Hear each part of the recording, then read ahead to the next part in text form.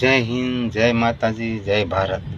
કે અત્યારે પાકિસ્તાન અને ભારત વચ્ચે યુદ્ધ ચાલી રહ્યું છે, તો એમાં આપણે શું કરવાનું? કે આપણે સરકારની ગાઈડલાઈન મુજબ જે નિયમો છે તે નિયમ પાળવાના, નિયમનું ઉલ્લંઘન કરવાનું નથી.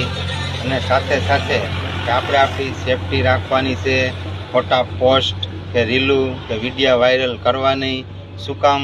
કે એ નિયમનું ઉલ્લંઘન કરવાનું થતું જ નથી. અને સરકારે કીધું જ છે આપણને, ખોટા વિડીયો વાયરલ કરશો તો મામા ઘરે આવીને ઉપાડી જાય. એટલા માટે ખાસ કરીને ધ્યાન રાખવાનું છે. અને આપણે સરકારની ગાઈડલાઈન મુજબ જે નિયમ છે તે પ્રમાણે હાલવાનું છે. શું કામ?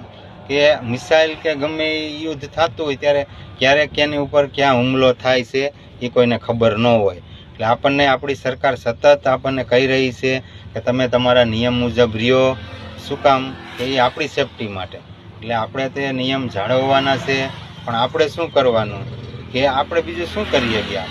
અને જે અગાઉ ભગવાને પણ કીધું જ છે, જેને જે જેવું કરે તેવું તેને ભોગવવાનું જ છે. એટલે એ તો પહેલેથી ને જેસી કરની વેસી ભરની. પણ આપણે શું કરવાનું?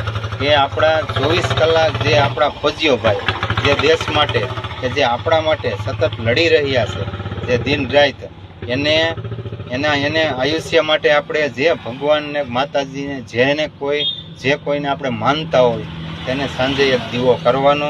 હે પ્રભુ, હે ભગવતી, હે મા, હે માતાજી, કે અમારા માટે 24 કલાક લડી રહ્યા છે જે ફોજી ભાઈઓ, એના આયુષ્યનું વધારો અને એને સતત શક્તિ આપો કે અમારો વિજય થાય.